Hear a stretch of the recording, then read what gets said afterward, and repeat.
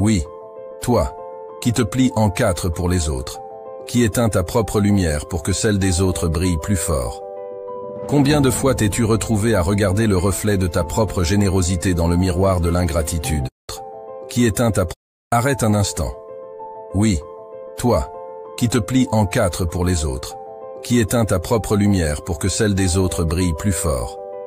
Combien de fois t'es-tu retrouvé à regarder le reflet de ta propre générosité dans le miroir de l'ingratitude? Combien de fois as-tu dit oui quand chaque fibre de ton être voulait crier non? Il y a une limite à la gentillesse, une frontière où la bonté se transforme en auto-sabotage. Aujourd'hui, c'est le jour où tout change. Aujourd'hui, je te lance un défi. Arrête d'être excessivement gentil.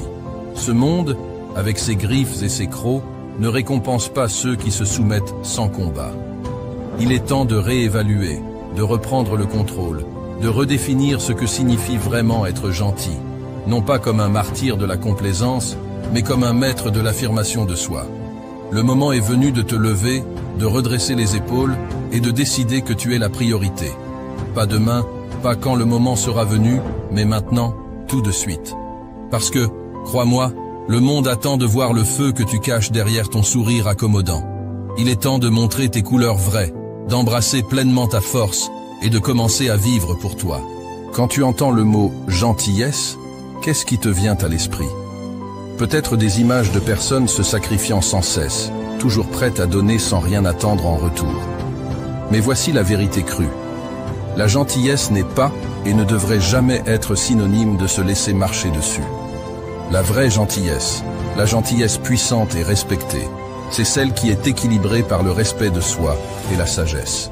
La première chose à comprendre, c'est que la gentillesse n'est pas une faiblesse. Au contraire, choisir d'être gentil dans un monde qui valorise souvent l'indifférence et l'égoïsme est un acte de force. Mais cette force vient de la capacité à être gentil tout en respectant ses propres limites et besoins. Et une partie essentielle de cette gentillesse équilibrée est d'apprendre à dire non. Cela ne te rend pas moins gentil, cela te rend intelligent et conscient de ta propre valeur.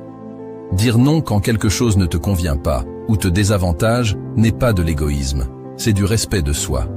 Établir des limites est crucial. Cela signifie savoir jusqu'où tu es prêt à aller et reconnaître le moment où tu commences à te sentir inconfortable ou exploité. Des limites saines permettent non seulement de te protéger, mais aussi d'encourager le respect mutuel dans tes relations. La véritable gentillesse est un choix conscient, pas une obligation.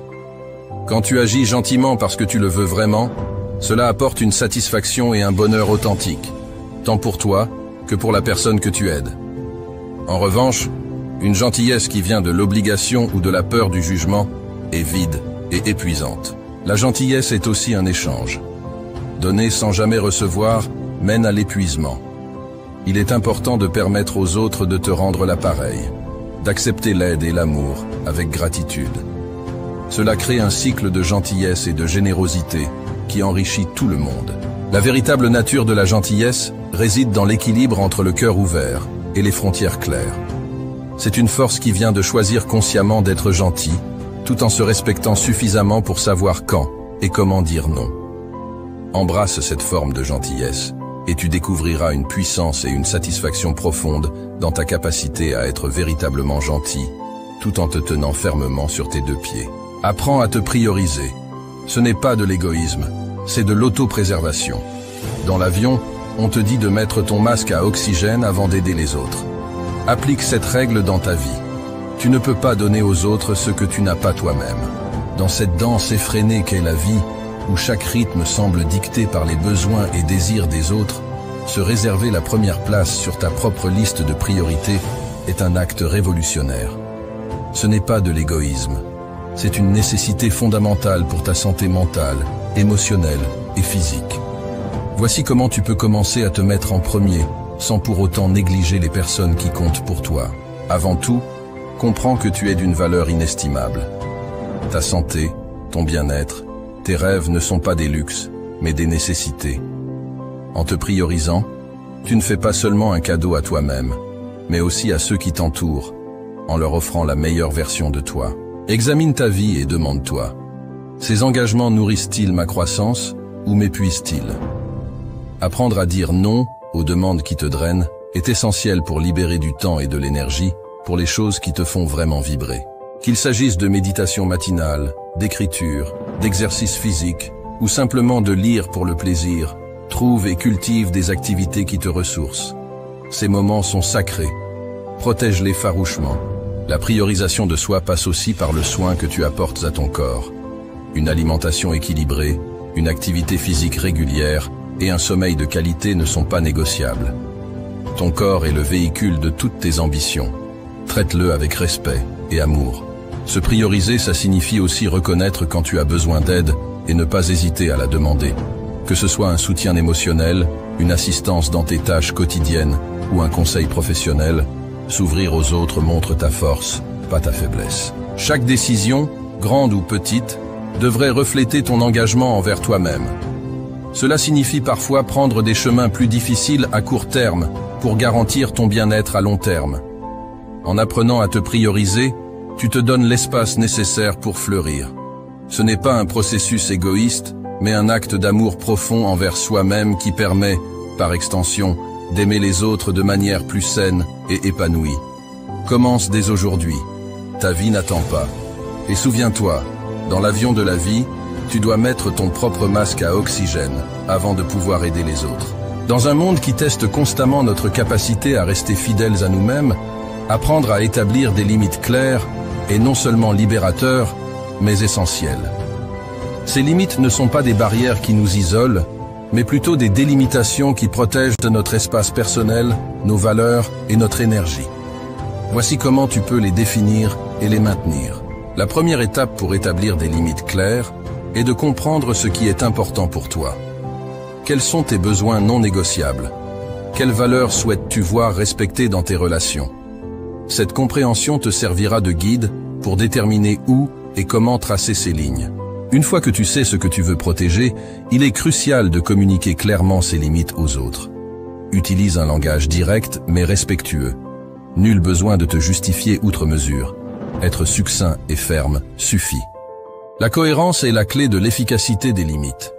Si tu changes constamment de position, il sera difficile pour les autres de les respecter. Sois constant dans tes actions et dans tes mots, renforçant ainsi tes limites à chaque interaction.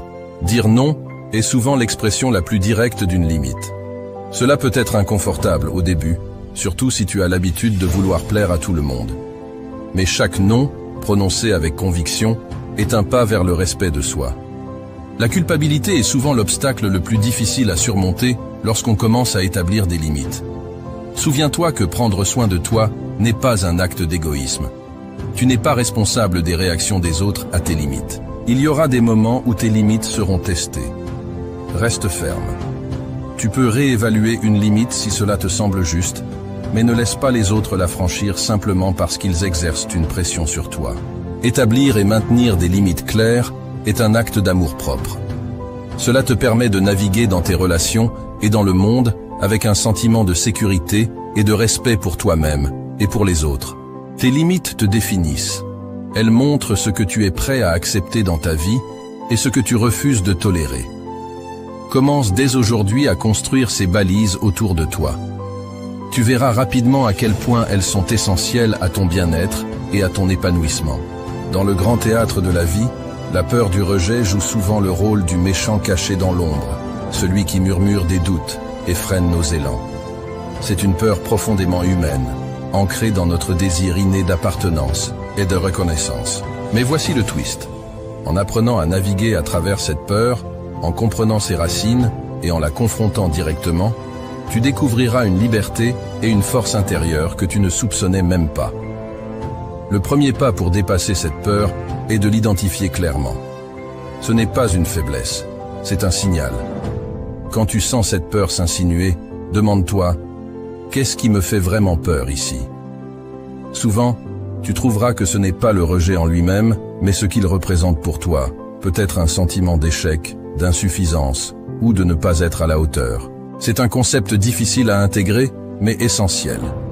Le rejet est souvent moins lié à qui tu es qu'aux circonstances, aux préférences personnelles de l'autre ou à ses propres limites.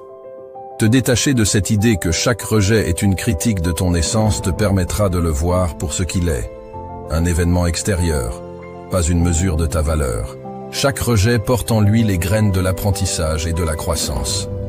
Au lieu de l'esquiver, demande-toi, que puis-je apprendre de cette expérience? Peut-être te montre-t-il des domaines où tu peux t'améliorer, ou peut-être te rappelle-t-il simplement que le chemin vers le succès est pavé de non. Face au rejet, la résilience est ta meilleure alliée. C'est cette capacité à rebondir, à continuer à avancer malgré les obstacles.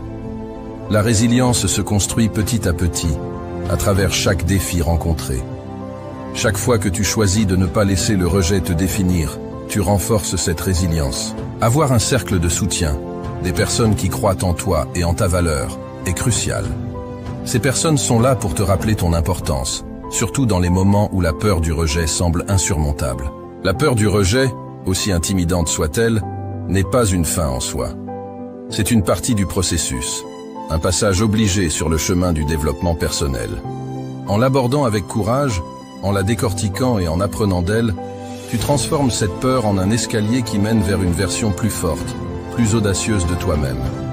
Rappelez-vous, chaque grand accomplissement a commencé par le courage de risquer le rejet. Alors, respire profondément et fais le saut. Ta vie n'attend que toi pour être vécue pleinement, au-delà de la peur du rejet.